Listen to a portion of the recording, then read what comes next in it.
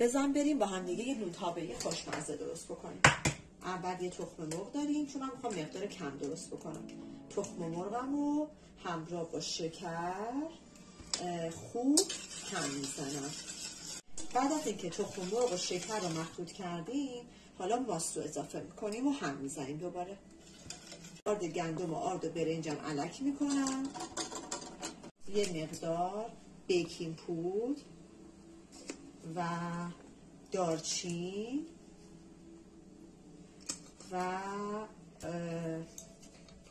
زردچوبه میزنم.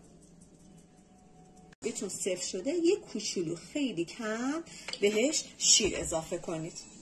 من چون طعم جوز هندی رو دوست دارم خیلی کم جوز هندی هم توش رنگ. روغن رو بریزیم که داغ شد.